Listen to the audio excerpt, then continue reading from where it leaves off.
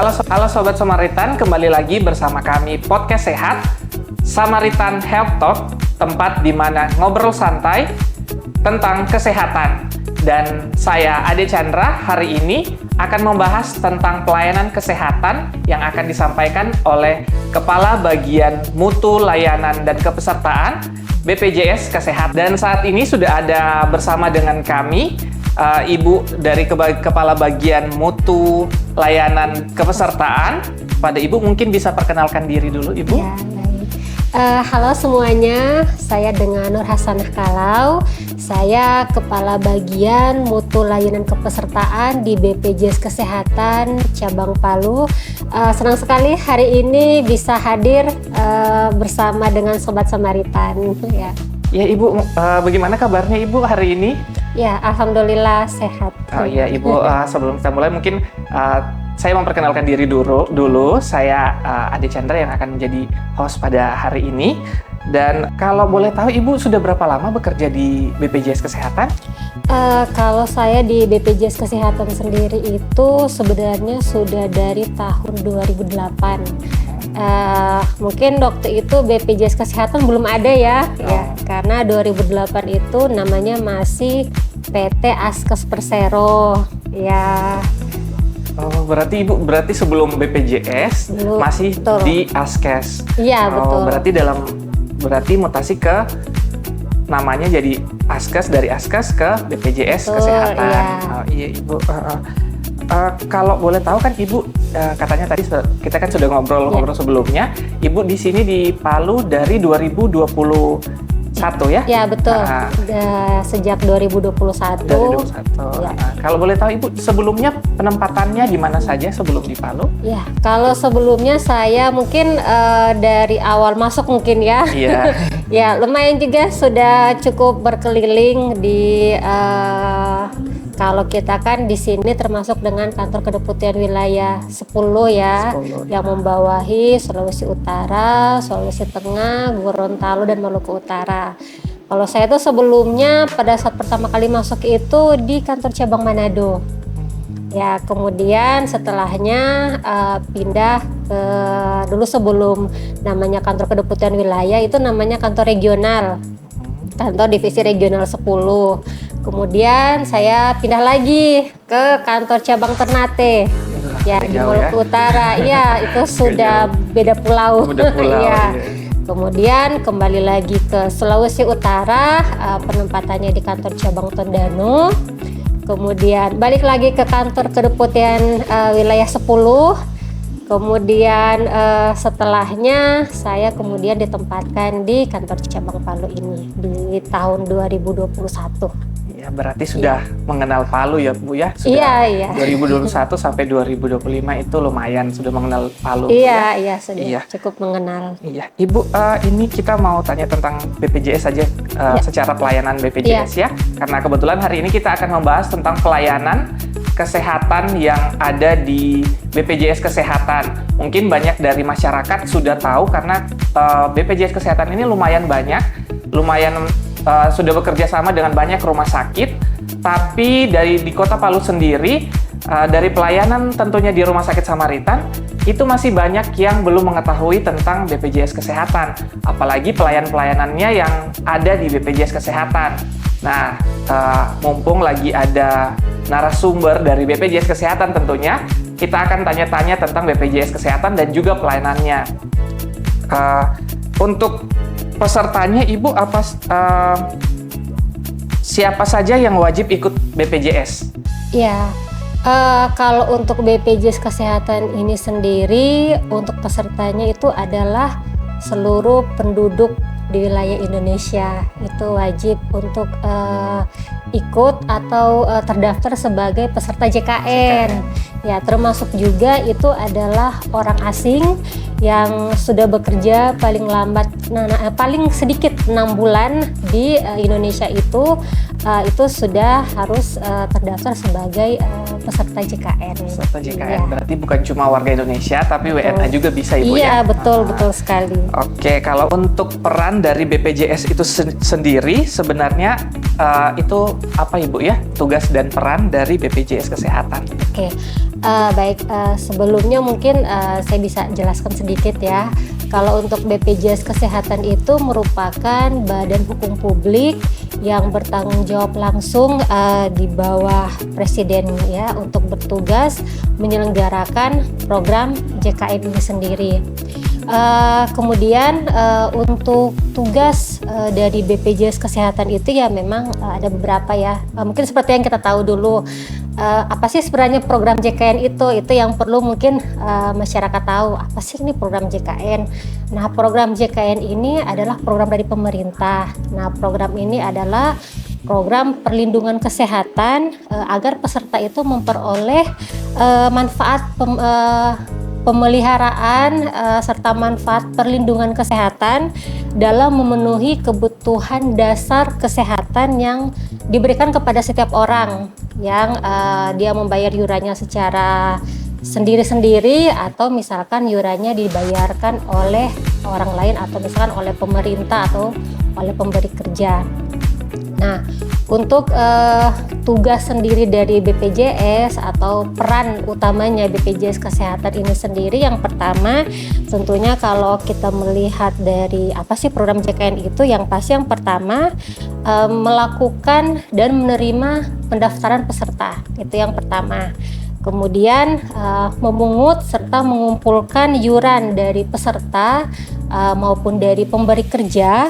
Kemudian ya karena ada segmentasi bantuan dari pemerintah, tentu menerima bantuan yuran dari pemerintah.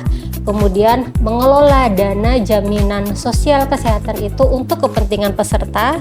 Kemudian membayarkan manfaat kepada fasilitas kesehatan yang telah memberikan layanan kepada peserta JKN atau peserta BPJS Kesehatan. Kemudian yang tidak kalah pentingnya ini adalah memberikan informasi terkait apa sih JKN itu, apa sih fungsinya BPJS Kesehatan itu, sehingga peserta merasa sudah diberikan edukasi dan sudah tersosialisasi akan program JKN ini. Kurang lebih seperti itu untuk peran dari BPJS Kesehatan, dan ini memang juga sudah ada di dalam Undang-Undang Nomor 24 Tahun 2011 tentang Badan Penyelenggara Jaminan Sosial Kesehatan. Iya. Nah, berarti berperan penting dalam BPJS Kesehatan itu berperan penting dalam penjaminan kesehatan seluruh Indonesia. Betul sekali. Nah, Ibu tadi saya highlight-nya tentang segmen kepesertaan. Nah, ini kan dalam pelayanan di rumah sakit itu ada beberapa segmen yang ada. Itu mungkin bisa Ibu jelaskan secara singkat tentang apa saja segmen yang ada di pelayanan BPJS Kesehatan atau segmen peserta yang ada di BPJS Kesehatan. Oh ya, baik. Jadi kalau di BPJS Kesehatan itu dia terbagi dua segmentasi ya. Nah, dua segmentasi ini yang pertama adalah segmentasi PBIJK atau kepanjangannya itu penerima bantuan iuran jaminan kesehatan. Kemudian yang kedua adalah bukan PBIJK. Nah, PBIJK ini atau tadi penerima bantuan iuran jaminan kesehatan itu adalah peserta atau masyarakat yang iurannya dibayarkan oleh pemerintah. Nah, yang membayarkan ini adalah dari pemerintah pusat. Berasal anggarannya itu dari anggaran APBN. Kemudian kalau dari segmentasi non PBIJK atau bukan PBIJK tadi itu terbagi juga ke beberapa segmentasi. Nah, yang pertama itu adalah segmentasi pekerja penerima upah. Pekerja penerima upah ini juga terbagi beberapa.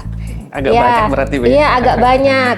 Jadi kalau pekerja penerima upah itu biasa kita singkat dengan PPU. PPU. Iya, betul. PPU itu adalah yang tadi menerima upah dari pemberi kerja. Jadi seperti misalkan anggotanya atau yang termasuk dalam segmentasi itu adalah PNS, ya, kemudian prajurit dari TNI, kemudian anggota Polri, kemudian juga pejabat negara, ada anggota DPRD, kemudian ada kepala desa dan perangkat desa, kemudian ada P3K atau ya pegawai pemerintah dengan perjanjian kerja ya.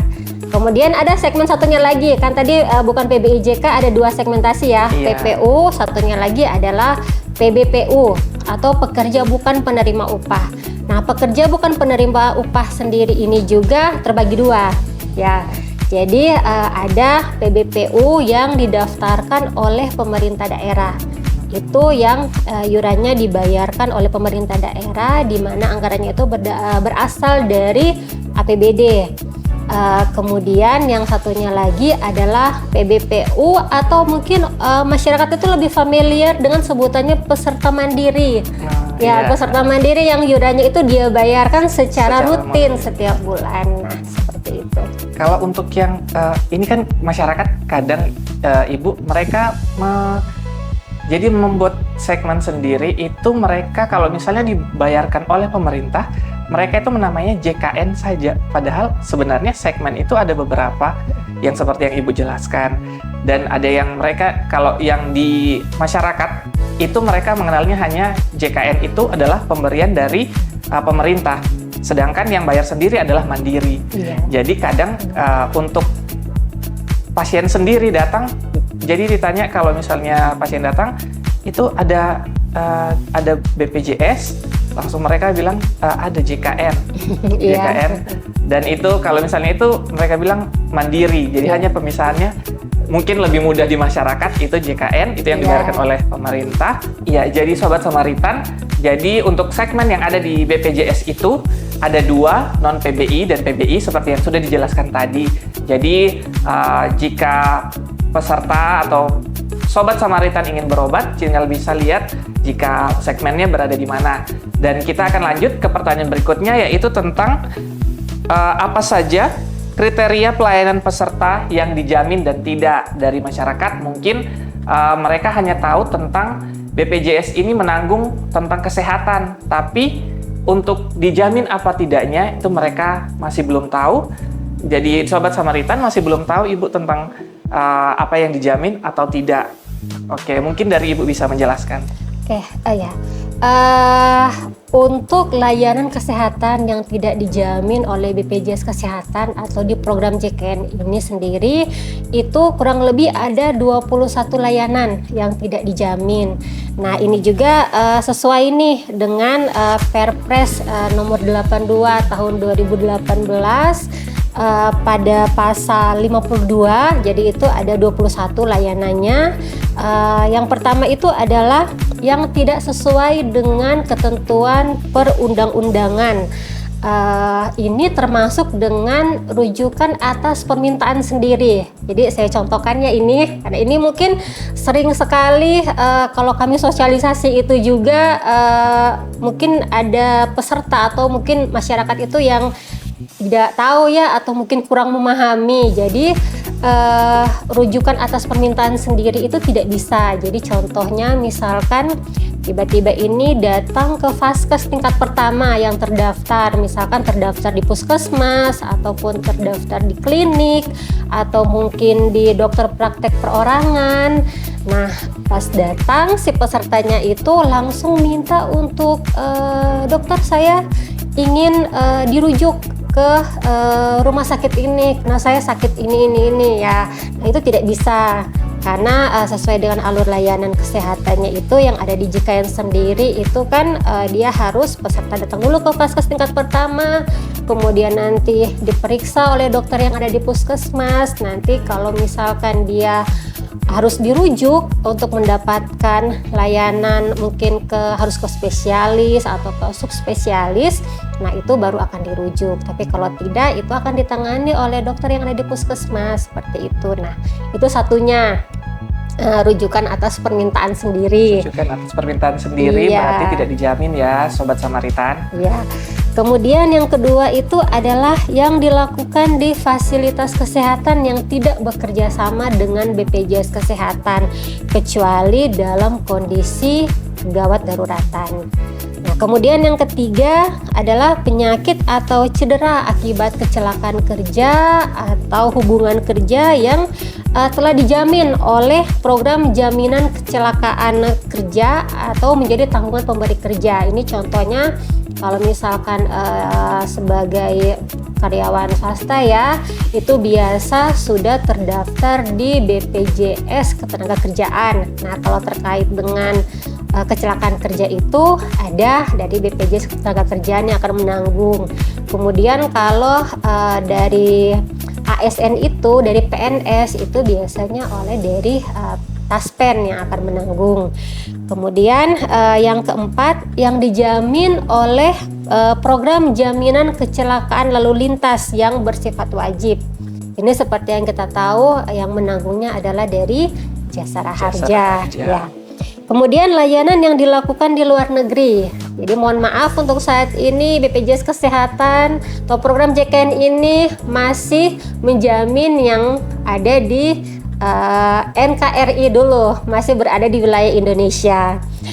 Selanjutnya itu yang keenam, berdasarkan atau untuk tujuan estetik atau tujuan kecantikan. Nah, kalau misalkan ini ingin mempercantik diri, misalkan lihat wajahnya ini kurang proporsional, mungkin hidungnya agak kurang mancung ini, mau dibikin mancung hidungnya seperti artis-artis Korea mungkin, atau misalkan wajahnya mau dibuat tirus seperti K-pop gitu.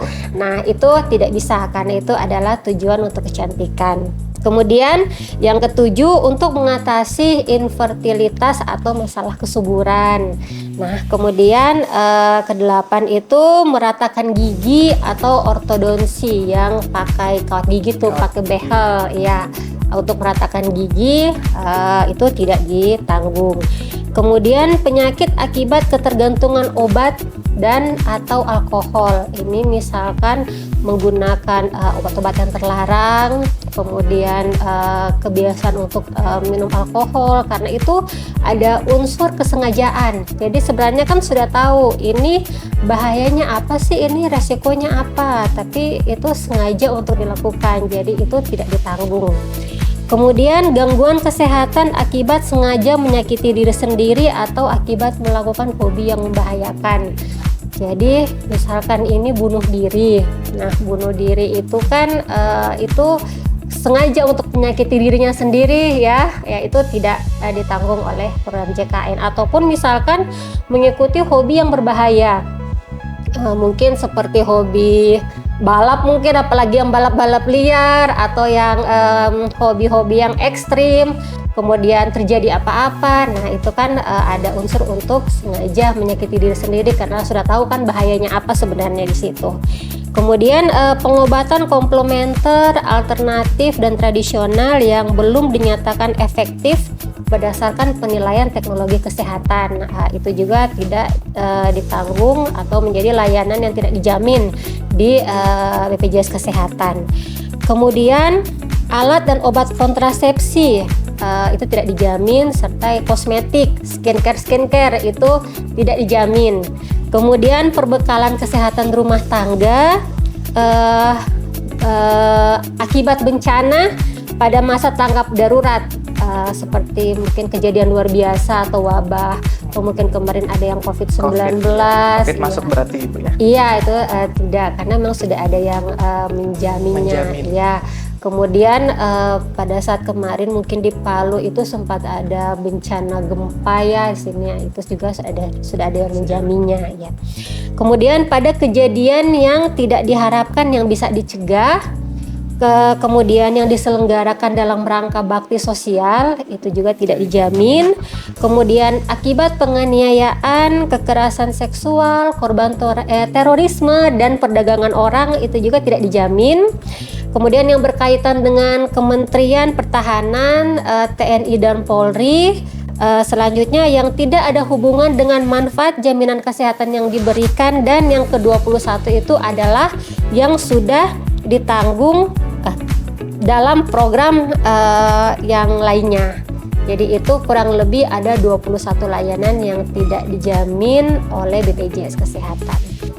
Gitu. Oke, itu jadi untuk semua peraturannya itu ada di dalam Perpres ya, sobat-sobat Samaritan, dan itu bukan dari BPJS sendiri yang mengeluarkan, tapi dari peraturan presiden. Jadi kalau misalnya ada teman-teman yang mungkin ditolak di satu rumah sakit karena alasan dengan mungkin kecantikan ataupun korban kekerasan, itu ada dalam Perpres, dan itu bukan dibuat oleh rumah sakit ataupun BPJS Kesehatan. Karena dari BPJS Kesehatan sendiri, mereka menjalankan itu sesuai dengan peraturan presiden yang ada. Ya, Ibu, dari pembicaraan kita, jadi sudah agak panjang pembicaraan kita. Nah, ini kita akan dari masyarakat sendiri, khususnya dari Sobat Samaritan yang berobat di Samaritan, itu ternyata masih ada yang belum mengetahui tentang jenjang rujukan yang ada di BPJS Kesehatan.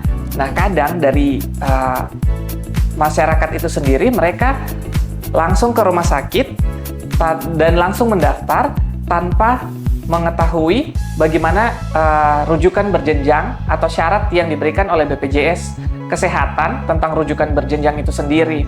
Kadang mereka datang langsung mendaftar tanpa ada rujukan dari FKTP.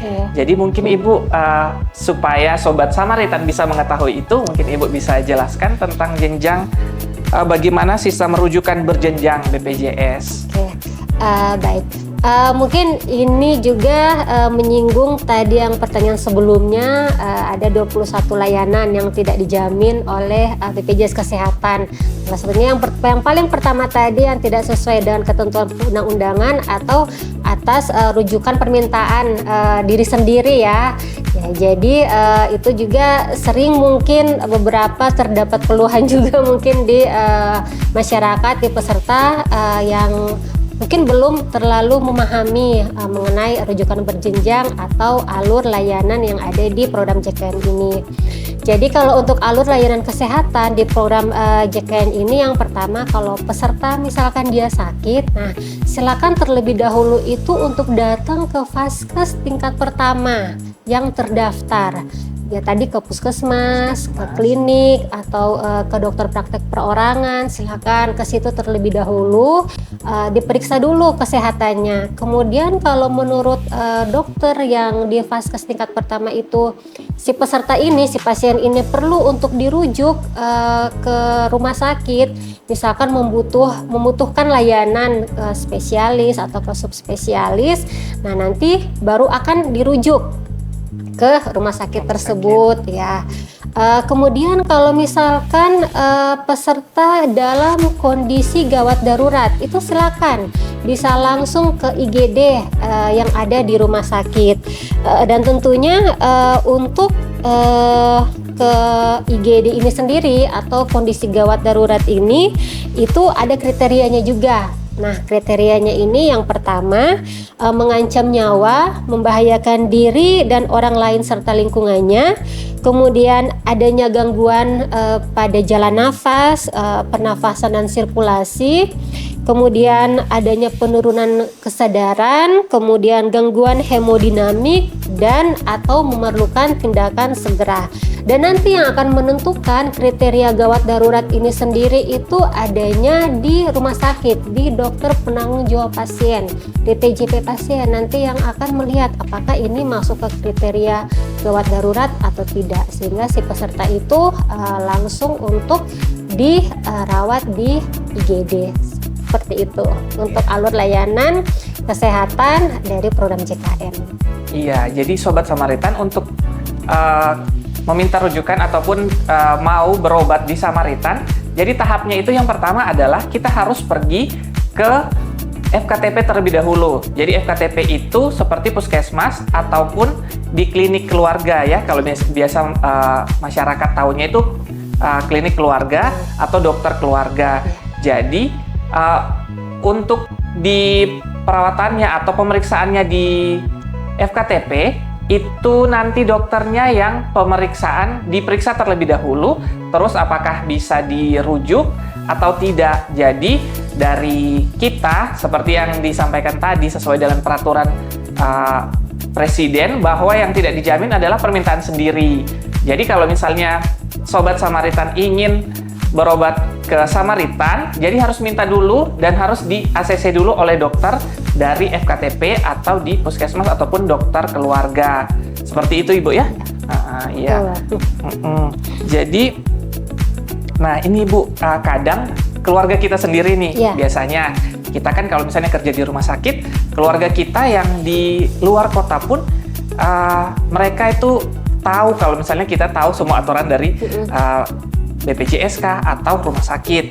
Nah, kadang ada pertanyaan itu dari keluarga bahwa kalau misalnya kita mau berobat, kalau misalnya kita lagi liburan nih, kita lagi liburan ke Palu terus tiba-tiba kondisinya tidak baik atau dalam kondisi yang tidak sehat, tiba-tiba di kota, misalnya begitu. Apakah kita bisa menggunakan BPJS untuk perawatannya?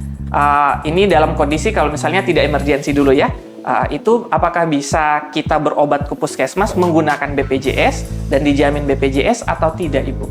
Oh ya, untuk masyarakat atau peserta yang mungkin sedang berada di luar domisilinya, ya mungkin tadi sudah disampaikan, siapa tahu dia sedang jalan-jalan mungkin, liburan atau kegiatan di luar kota atau mungkin mengunjungi keluarga di luar kota kemudian sakit, ya itu silakan bisa nanti datang ke FKTP terdekat peserta tersebut. Nanti akan dilayani di FKTP tersebut maksimal 3 kali kunjungan. Ya, 3 kali kunjungan dalam 1 bulan tersebut. Ya. Jadi kalau misalkan memang sedang sakit dan butuh layanan, silakan bisa ke Vaskes tingkat pertama di kota tersebut ya. Maksimal yang akan ditanggung itu yang bisa 3 kali kunjungan di dalam 1 bulan tersebut. Dan jangan lupa yang paling penting itu harus dipastikan dulu status pesertanya ini aktif. Nah itu ya aktif itu penting. Itu jangan lupa dipastikan statusnya itu aktif. Kemudian yang kedua, kalau misalkan tadi dalam kondisi gawat darurat, silakan bisa langsung ke rumah sakit. Nah, dalam keadaan kegawat daruratan medis ini, seluruh fasilitas kesehatan itu wajib untuk memberikan layanan kepada peserta JKN. Kemudian yang ketiga, ini sekarang karena sudah lebih mudah ya sekarang kan orang itu kalau misalkan sakit terus mau berobat tidak harus juga membawa kartunya. Kartu fisiknya sekarang itu sudah sangat mudah. Itu tinggal menunjukkan NIK saja yang tercantum atau yang ada di dalam KTP. Nah, kalau kita di sini ini saya rasa paling jarang ya kalau di dalam dompet atau tas itu tidak ada yang namanya KTP. Ya, itu nanti silakan bisa menunjukkan NIK sebagai identitas peserta JKN. Begitu. Atau sekedar informasi juga Sobat Samaritan, kalau misalnya itu JKN itu memiliki aplikasi namanya Mobile JKN. Jadi kalau misalnya peserta, kalau untuk sekarang setiap rumah sakit itu tidak meminta ini Bu ya, tidak meminta kartu BPJS karena sudah tersinkronis dengan NIK.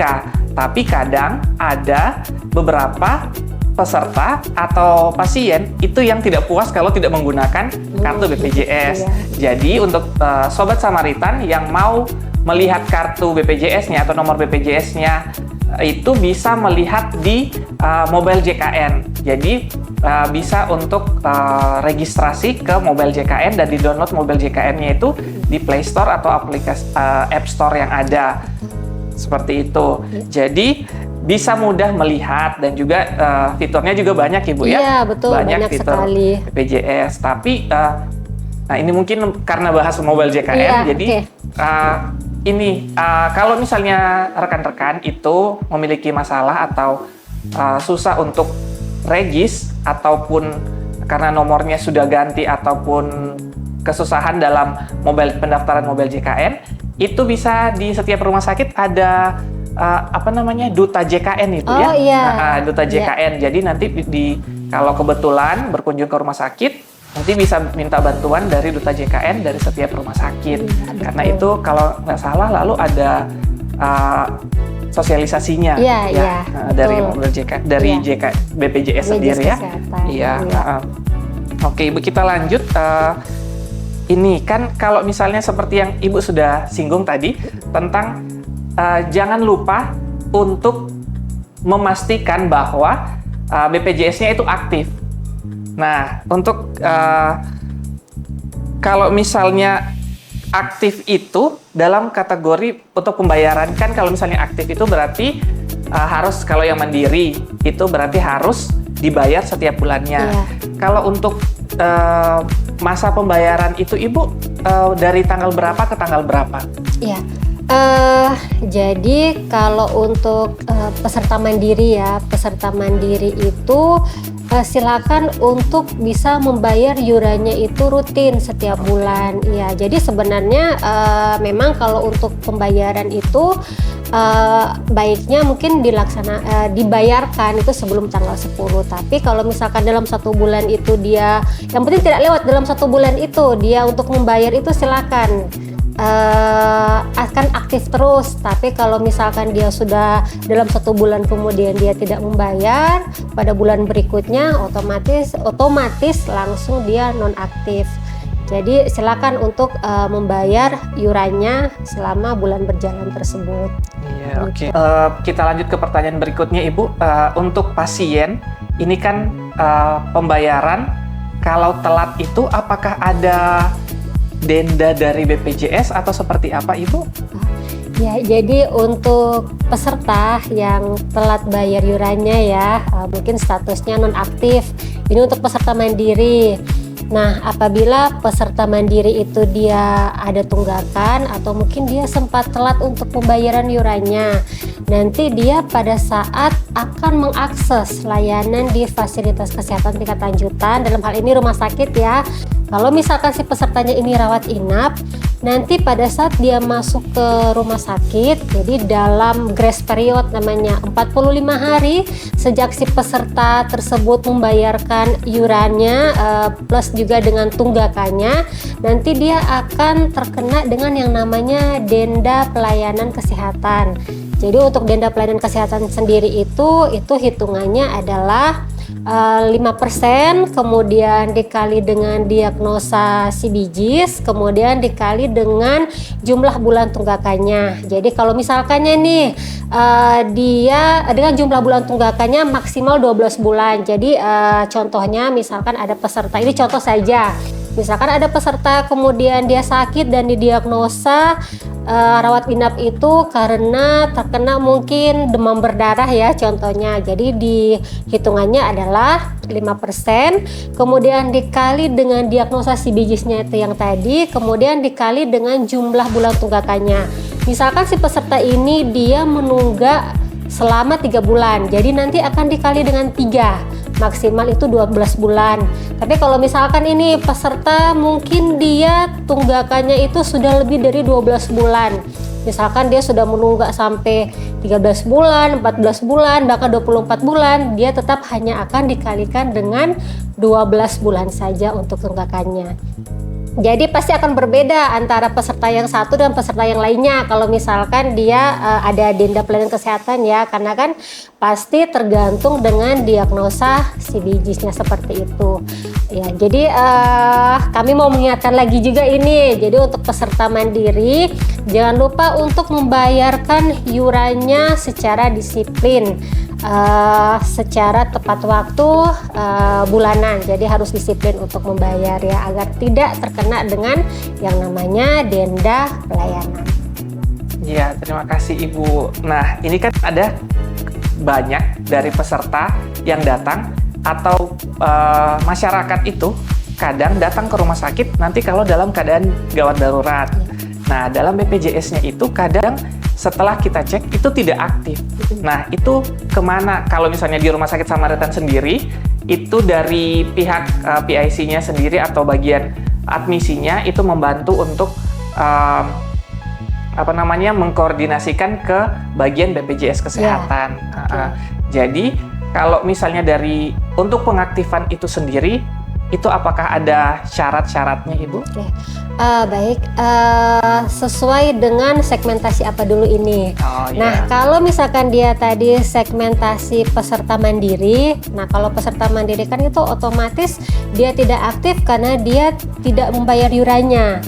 Jadi kalau mau aktif, silakan membayar tunggakan iurannya berserta dengan iuran bulan berjalan. Kemudian yang kedua ada yang segmentasi pekerja penerima upah, biasa ini karyawan ada juga yang pada saat dicek itu mungkin saat dia membutuhkan layanan nonaktif ya kepesertaannya. Nah, itu silakan untuk menghubungi dari perusahaannya. Seperti itu. Kemudian yang ketiga ada dari segmentasi yang menerima bantuan iuran. Nah ini biasanya kalau ada yang penerima bantuan iuran kemudian statusnya nonaktif, biasanya itu datang ke kantor BPJS Kesehatan. Tapi kami arahkan kalau untuk peserta yang mendapatkan bantuan dari pemerintah itu kami arahkan ke Dinas Sosial untuk melapor kalau misalkan ingin diaktifkan kembali. Nanti tergantung dari pemerintah daerahnya, dalam hal ini dari dinas sosialnya. Dari dinas sosial. Iya, seperti itu. Oke, iya Ibu. Ini kita kembali ke Mobile JKN. Ini kan aplikasi Mobile JKN ini membantu masyarakat untuk memudahkan dalam pelayanan kesehatan. Nah, ini kan sudah launching sudah agak lama lumayan Ibu ya. Itu kan banyak masyarakat yang belum tahu untuk menggunakan Mobile JKN. Itu kalau dari BPJS sendiri, upaya yang dilakukan untuk supaya masyarakat mengetahui bahwa Mobile JKN sendiri itu ada untuk membantu masyarakat untuk melakukan pelayanan kesehatan. Dari upaya BPJS sendiri, itu apa Ibu? Kalau misalnya untuk mereka mengetahui itu. Untuk Mobile JKN sendiri ini memang kita ketahui ya sudah lama sekali sebenarnya aplikasi ini ya.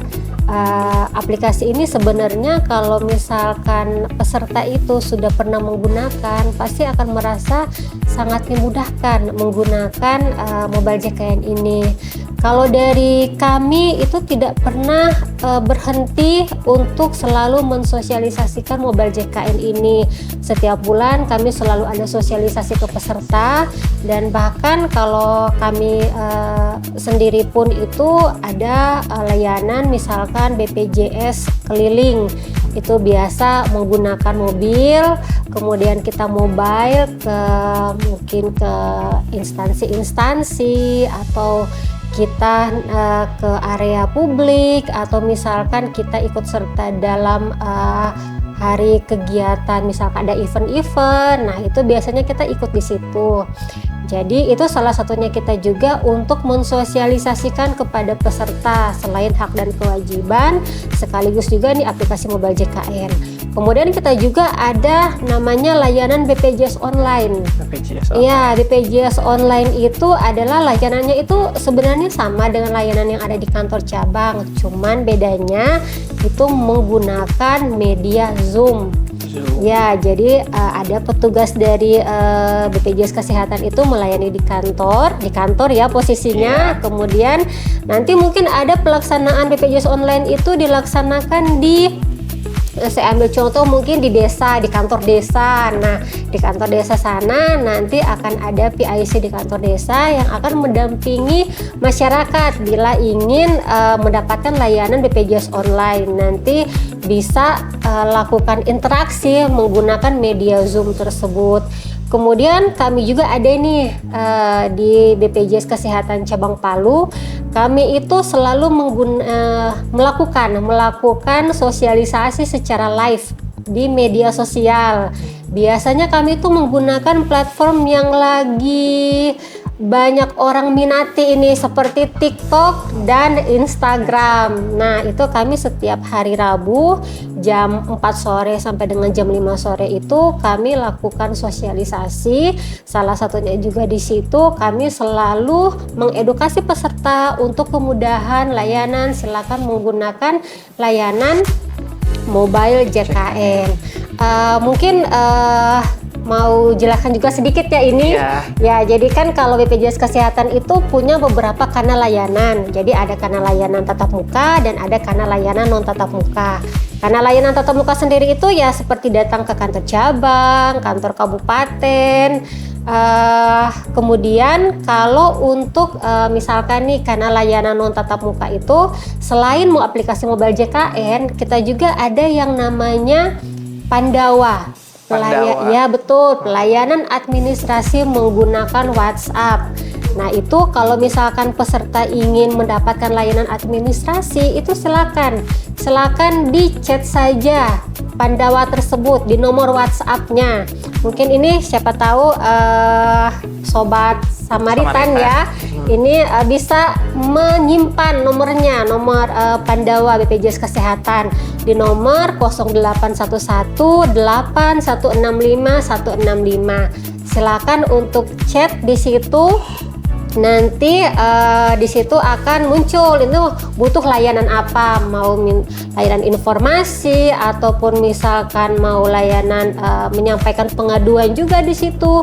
Itu bisa, jadi sudah sangat dimudahkan. Kemudian tadi juga ada layanan di website BPJS Kesehatan juga, silakan bisa mengecek. Banyak sekali sudah karena layanan non tatap mukanya yang dibuat oleh BPJS Kesehatan ini untuk memudahkan peserta.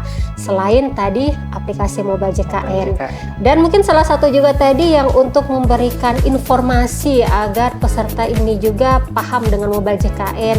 Tadi mungkin sudah sempat disinggung, salah satu juga mungkin ada di Samaritan ya, ada pojok Mobile JKN atau ada Duta JKN ya, Duta JKN itu juga nanti membantu juga untuk mengedukasi peserta, mengedukasi masyarakat untuk bisa menggunakan aplikasi Mobile JKN. Jadi tidak ada yang ribet sebenarnya ya, karena banyak sekali karena layanan yang bisa digunakan oleh peserta. Jadi Sobat Samaritan itu jadi informasi penting ya, karena kadang kita karena kesibukan itu tidak bisa lagi mengantri ke kantor BPJS untuk bertatapan langsung dengan petugas BPJS. Dan dari BPJS sendiri itu sudah memberikan karena layanan yang luar biasa lengkap. Jadi teman-teman jika ada mau bertanya tentang BPJS itu ada Pandawa ya. Iya. Ada Pandawa. Jadi walaupun nggak perlu ke kantor BPJS lagi, jadi bisa sambil baring-baring sambil chat-chatan itu sudah bisa kita lakukan yang kita mau tanyakan ke BPJS. Misalnya kita ada yang aktif atau keluarga kita yang mau bertanya tentang sesuatu, kita bisa share informasi di Pandawa melalui WA. Ya, itu bagus sekali. Jadi Sobat Samaritan yang ingin bertanya bisa langsung ke Pandawa dengan nomor yang tadi sudah disebutkan. Ya, Ibu, ya terima kasih. Ini bagus sekali informasi yang sudah disampaikan oleh Ibu. Jadi untuk pelayanan keseluruhan yang sudah dijelaskan, ini mungkin ini pertanyaan akhir Ibu ya untuk penutup kita dalam podcast hari ini. Apa harapan BPJS kepada masyarakat agar sistem JKN bisa terus berkelanjutan? Mungkin kalau dari kami ya, dari BPJS Kesehatan, harapan kami kepada masyarakat agar JKN ini tetap berkelanjutan atau berkesinambungan ya. Yang pertama pasti jangan lupa untuk membayar iurannya secara disiplin ya. Karena kan kesehatan itu sangat penting untuk kita, karena kita tidak tahu kapan kita itu sakit. Kalau sakit kan tidak bisa direncanakan. Nah, jadi wajib untuk membayar iurannya secara disiplin. Karena dengan membayarkan iuran tepat waktu itu akan membangun juga kesadaran masyarakat akan program JKN ini. Kemudian yang kedua pasti tadi sudah banyak juga disampaikan, silakan untuk mengikuti alur layanan kesehatan yang tadi sudah disampaikan agar dapat dijamin oleh BPJS Kesehatan. Karena kadang-kadang keluhan juga yang sering kita temui di luar sana itu ada beberapa juga yang karena mungkin salah satunya masih belum paham ya, atau mungkin belum sempat terpapar akan alur layanan ini. Kemudian ketiga itu tadi paham hak dan kewajibannya, itu yang paling penting untuk peserta tahu. Karena dengan aktif mempelajari prosedur JKN ini, misalkan tadi mengenai rujukan berjenjang ya, alur layanan kesehatannya bagaimana, kemudian layanan yang dijamin dan tidak dijamin itu apa. Nah, dengan paham akan hak dan kewajiban ini si peserta, maka dan prosedurnya itu akan sangat baik untuk peserta agar bisa mengurangi juga mungkin keluhan ya, karena peserta sudah paham hak dan kewajibannya serta prosedurnya. Nanti silakan kalau misalkan ingin bertanya-tanya, mau cari informasi datang ke kantor cabang itu silakan. Kemudian juga kami juga itu punya kantor kabupaten juga, jadi di setiap kabupaten ya terutama yang ada di Sulawesi Tengah sini ya, mungkin dibawa oleh kantor cabang Palu itu ada kita kantor kabupaten. Kemudian kalau misalkan ini mager mau datang ke kantor cabang, aduh kayaknya panas ini di luar, malas mau jalan, nah silakan untuk bisa menggunakan tadi aplikasi mobile JKN, karena salah satu fitur yang ada di dalam aplikasi mobile JKN itu adalah informasi tentang JKN, mengenai hak dan kewajiban, mengenai prosedur dan sebagainya itu ada di sana. Kemudian jangan lupa juga silakan untuk bisa follow media sosial BPJS Kesehatan yang resmi. Itu kita ada di semua platform media sosial, di Instagram, di TikTok, bahkan juga ada channel YouTube-nya juga, ya di X, kemudian di Facebook itu silakan. Jadi kalau butuh informasi yang resmi itu silakan untuk melihat ke kanal layanan atau media sosial resmi BPJS Kesehatan. Kemudian pasti mendorong juga partisipasi keluarga. Jadi bila ada yang belum terdaftar, nah silakan untuk bisa daftar JKN-nya, dan jangan lupa iurannya itu dibayarkan secara rutin. Kemudian kalau misalkan mendapatkan keluhan di lapangan, kemudian peserta ingin menyampaikan pengaduan, itu silakan ke BPJS Kesehatan. Banyak juga karena layanan yang kami sediakan ya untuk peserta bisa menyampaikan keluhan ataupun pengaduannya agar bisa segera kami tindak lanjuti juga untuk semakin memperbaiki layanan JKN ini. Kemudian ini yang paling penting, ini yang penting sekali, jaga pola hidup sehat. Ya, karena seenak-enaknya sakit tuh lebih enak itu sehat. Ya, jadi kita berharap dengan menjaga pola hidup sehat itu bisa terhindar dari penyakit. Ya, jadi karena JKN ini adalah bersifat gotong royong, di mana peserta sehat itu membantu peserta yang sedang sakit, maka keberlanjutannya itu juga tergantung pada kesadaran kita bersama untuk membayarkan iuran tadi, salah satunya membayarkan iuran secara disiplin, dan juga jangan lupa untuk jaga pola hidupnya dan paham dengan hak dan kewajibannya. Nah, mungkin itu sedikit harapan kami kepada masyarakat, kepada peserta JKN agar bisa tetap menjaga keberlanjutan program ini.